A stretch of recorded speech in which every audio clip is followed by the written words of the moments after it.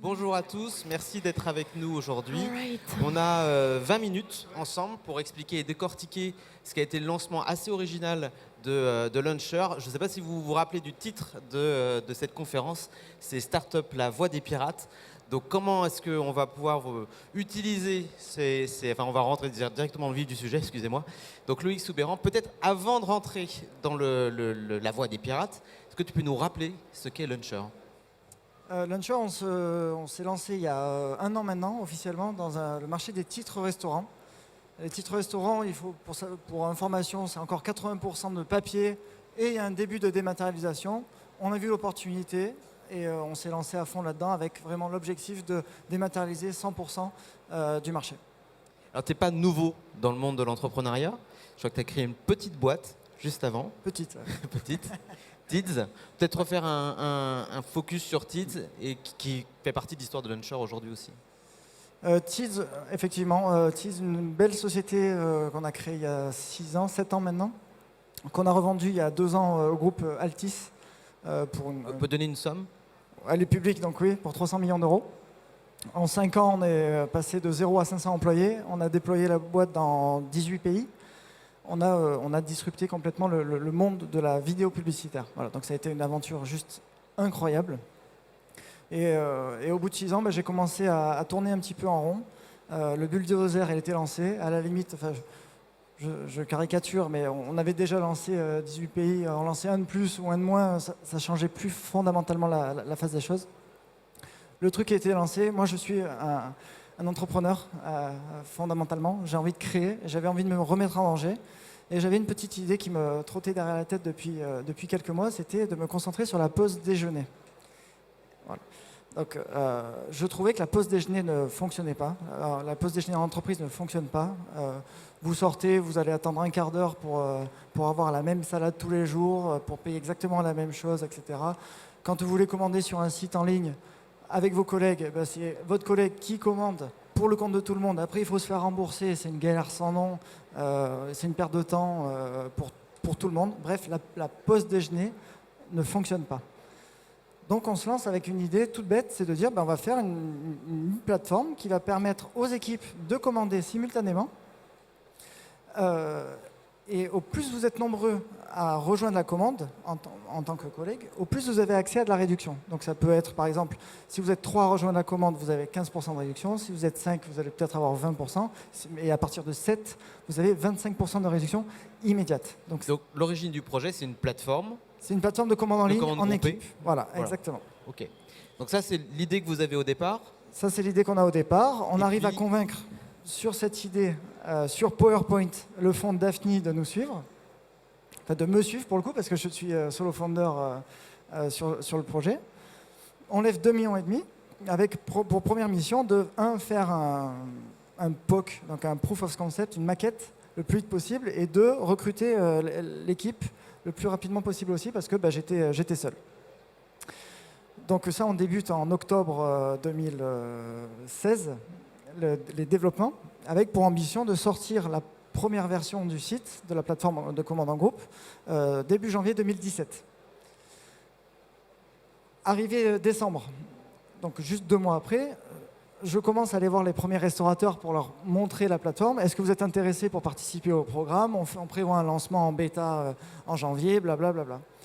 Et je vous jure que la première question qu'il m'a posée, c'est pas de souci, mais est-ce que les utilisateurs vont pouvoir payer en titre restaurant ? Donc là, je lui dis non, mais on a le temps. J'étais dans ma logique d'itération. On sort d'abord le produit et puis on verra ce qu'il en est.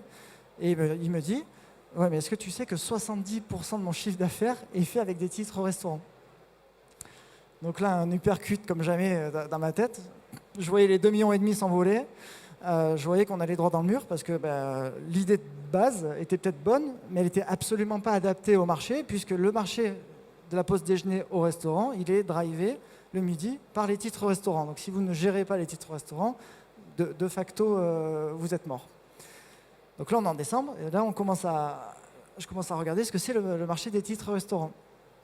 Et là, c'est assez marrant en tant qu'entrepreneur, parce qu'on se rend compte que c'est un marché qui est tenu par 4 acteurs depuis 50 ans, qui ont tout sauf intérêt à aller vers de la dématérialisation parce que le papier est beaucoup plus rémunérateur. Donc les titres restaurants papier que vous connaissez. Donc leur business model, c'est comme le business model de Ouest France, c'est plutôt la logistique. Voilà. Leur business model, c'était le papier, en vrai, quoi. Leur business model, oui, exactement. C'est plus rémunérateur, ils prennent une commission plus élevée côté restaurant et ils arrivent à beaucoup mieux vivre avec le papier. Donc ils n'ont pas forcément envie de scier la branche sur laquelle ils sont et personne ne vient fondamentalement les embêter.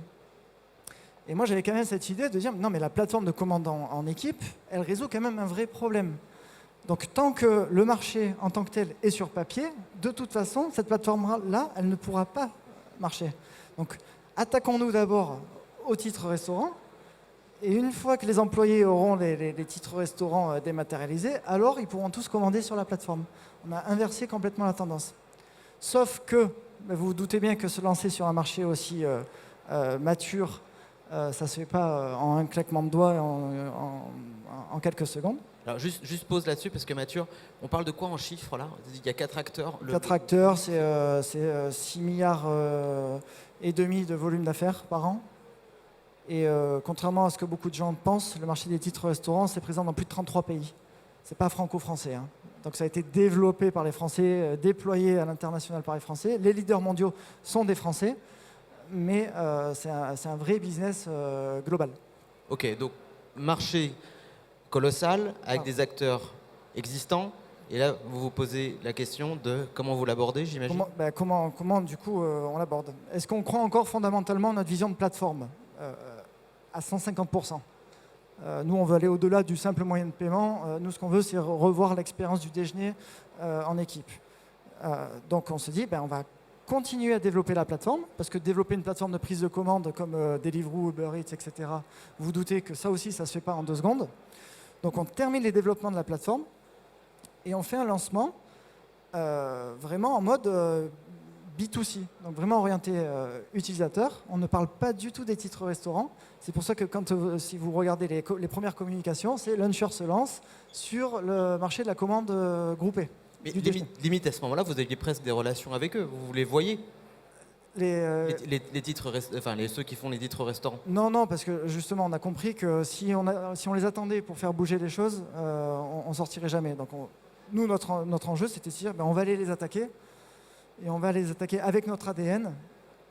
Et finalement, si on se débrouille bien, on peut devenir leader du marché parce que la bascule, sur 4-5 ans, elle va être opérée. Dans 4-5 ans, il n'y aura plus de papier, quoi qu'il se passe, parce qu'il y a une loi en plus qui va arriver pour l'arrêt du papier.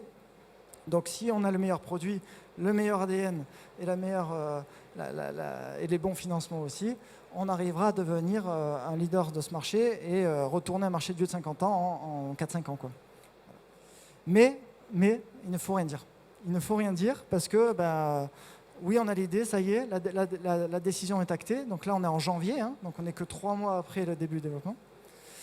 La décision est actée en board. Le board, ils nous prennent pour des fous. Qu'est-ce que tu es en train de me faire? Il y a 2 mois et demi, on met 2,5 millions sur une plateforme de commande, et là, tu es en train de nous dire qu'on va partir sur les titres restaurants. Il faut. Mais par contre, on ne dit rien. Donc, on a mis dans la confidence la 20aine de personnes qui étaient chez Luncher, en disant, il faut qu'on prépare bien notre coup. En septembre, on va sortir en grande pompe, on va sortir du bois, et on va annoncer qu'en fait, la plateforme, telle que vous la voyez aujourd'hui, elle est au service de notre stratégie titre restaurant. Et c'est exactement ce qui s'est passé. Alors, petite pause, juste très opérationnelle. Vous avez fait signer DNA, comment est-ce que vous t'en parles pas, t'en as parlé à ton épouse, comment est-ce que tu valides que le secret est bien gardé pendant ce moment? Mon épouse, c'était un mariage et pas DNA. La confiance. Déjà, pas mal d'employés ont été embauchés sans savoir qu'on travaillait sur les titres restaurants, déjà. Une fois qu'ils étaient à bord, on leur disait, bon, en fait, on a un truc à te dire, c'est quand même, y a ce projet-là, qui est notre vrai projet, en fait, qu'on va bientôt sortir. Donc, motus et bouche cousue. Et vu qu'il y avait déjà, 1, de l'excitation, 2, une confiance absolue, et 3, un groupe restreint, malgré tout, parce qu'on parle d'une 20aine de personnes, Et ben, le secret était super bien gardé. Donc on avait prévu de sortir en septembre. Donc j'avais prévu 9 mois de motus et bouche cousue. Dans la vraie vie, ça s'est transformé en 1 an. Mais en janvier du coup 2018, on est sorti du bois avec un effet d'annonce juste incroyable où personne ne nous voyait. Alors, comment ça s'est passé? Je crois que 10 jours avant de sortir le produit, là, alors je vais te donner un mot qui n'est pas le bon certainement, le haut commissaire des tickets resto, j'en sais rien, le truc institutionnel n'était pas au courant. Oui, c'est-à-dire que même les pouvoirs publics, on les a prévenus en dernière seconde, quoi. D'accord. On les a accueillis, ils pensaient venir pour traiter d'un autre sujet sur la plateforme, bref, je ne vais pas rentrer dans les détails. Et là, on lui annonce qu'en fait, on devient émetteur de titres restaurants et qu'on allait concurrencer les 4 émetteurs historiques. C'est quoi leur réaction à ce moment-là? Très bonne. Très bonne parce que justement, ils savent que c'est un marché qui ne bouge pas assez. Il y a des plaintes anticoncurrentielles en cours sur ce marché, justement. Donc au plus il y a la concurrence sur ce marché, au plus ça arrange les pouvoirs publics. Et donc du coup, ils nous ont complètement accompagnés dans la démarche. Lui aussi, on l'a mis dans la confidence. On lui a dit, écoute, on sort dans une dizaine de jours maintenant. On a attendu la dernière seconde pour te voir toi. Mais par contre, la concurrence, elle n'est pas encore au courant. Donc on compte sur toi. Et effectivement, on a fait le lancement en grande pompe. Et ça a super bien fonctionné parce que d'un coup d'un seul, on a vu qu'on a tapé dans le mille. Le jour de l'annonce, on a eu je ne sais pas combien de demandes entrantes qu'on a toutes converties. Et quand vous avez 100% de taux de conversion, parce que justement, vous répondez à un vrai besoin marché, ben forcément, après, l'histoire se crée, l'histoire est belle. Ça s'enclenche. Et 2 mois après, on levait 11 millions. Et comment est-ce que, à ce moment-là, comment est-ce que les concurrents réagissent? Avec beaucoup de bienveillance. Non. C'est difficile à dire. Hein. Je suis pas. Est-ce que tu les as vus assez rapidement? Moi, je pense qu'il y a une partie d'ignorance. Ouais. La première fois, puisqu'il y a eu 2-3 tentatives quand même sur le marché de part des startups qui n'ont pas bien fonctionné. Donc ignorance, encore un, mais ça ne va pas le faire. Après, un peu de mépris quand vraiment on commençait à avoir beaucoup de clients. Et là, je sens beaucoup plus de respect. Est-ce que, juste une petite question au public, ça se trouve, je vais me vautrer là. Qui aujourd'hui a la carte Launcher? 1, 2, le potentiel business, Loïc, il est fou. 3, 4, donc une dizaine aujourd'hui. Qui avait déjà entendu parler de Launcher? D'accord. Donc il y a un vrai potentiel de marché assez incroyable. Alors, les concurrents, ils réagissent pas trop, ils se disent que bon, c'est une petite start-up qui va grandir. Vous commencez à prendre les parts de marché. Les premiers clients. On lève 11 millions déjà, donc là déjà ça crédibilise l'approche. Oui, complètement. Et les clients, le type de clients que vous allez chercher, c'est quoi? C'est les ETI, c'est les grands comptes, c'est plutôt des Parisiens? Comme toute start-up, on commence par le plus bas, des start-up de 1, 2, 3, 4, 5 personnes. Assez rapidement, on a dépassé la barre des 100 personnes. Et puis petit à petit, en fait, parce que le problème, c'est que vous ne pouvez pas aller voir une boîte de 5000 tant que vous n'avez pas une boîte de 4000, et tant que 4000 tant que vous n'avez pas une boîte de 3000, etc. Parce qu'ils ont besoin d'être rassurés. Et là, ce qui est bien, c'est que ça y est, on est déjà à la phase 4000. Là. Donc en 1 an et 4 mois, on a réussi à passer de start-up de 1 personne à des boîtes de 4000 personnes. Je veux bien qu'on revienne sur cette stratégie-là, parce qu'elle me semble intéressante sur un point, en tout cas. C'est que vous étiez une start-up.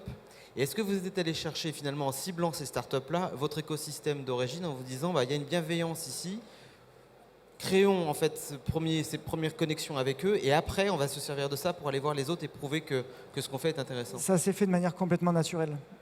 Vu qu'on a eu une belle couverture presse, mécaniquement, tous ceux qui ont un ADN plus digital, plus dématérialisation, et tous ceux qui se sont sentis proches de nous par rapport à la concurrence, mécaniquement, ils sont venus. Donc c'est pour ça que je dis qu'il y a eu beaucoup de leads entrants qu'on a tous convertis. Donc on voyait bien qu'en fait, non seulement d'un point de vue produit, mais aussi pricing, tout était quand même super bien calé. Ce qui nous a permis de convaincre de suite les investisseurs de mettre 11 millions sur... Petite pause publicité. sont à retirer à l'extérieur du hall 1. Stéphane Barbeau. De la porte D. Alors, Les portes du Dôme de Paris ouvriront à 17h. nous avons ici avec nous la chance d'avoir un des représentants de l'organisation. Alors on va essayer de récupérer ça après ce petit mouvement publicitaire. Donc je disais, on a eu beaucoup de crédibilité ensuite liée à la levée de 11 millions. C'est-à-dire qu'on sentait avant la levée de 11 millions que quand on allait voir des boîtes de 200, 300, 400 ou 500 personnes, ils disaient oui, mais est-ce que vous avez les reins solides? D'ailleurs, la concurrence jouait beaucoup sur ça. Ils vont mourir. Vous inquiétez pas, c'est trop dur, c'est trop machin, ça va passer. Machin. Donc déjà, la levée, tout ça s'est enchaîné très très vite. À chaque fois, c'était 2-3 mois de décalage. Donc on commence les 3 premiers mois très centré start-up de 0 à 50. La levée de 11 millions nous permet d'aller taper du 50-500. Et 6 mois après, on relève 30 millions cette fois-ci. Parce qu'en fait, les métriques étaient super bonnes. Pareil, les taux de conversion même sur les boîtes de 400, 500, étaient super bonnes. On annonce une belle levée de 30 millions qui nous a permis du coup d'avoir la crédibilité pour aller chercher des boîtes de plus de 1000 personnes, 2000, 3000, 4000 personnes. Voilà. Alors je voulais faire un moment sur le retour à la plateforme, parce qu'aujourd'hui, c'est un peu la stratégie que tu avais donnée en disant on a créé une plateforme, finalement on s'aperçoit que c'est les tickets restaurants le problème, qu'il faut numériser pour ensuite renumériser la plateforme. Je pense qu'on va y revenir, on va prendre quand même une question de Thomas qui demande si Launcher c'est une future néobanque. Bonne question. Merci Thomas.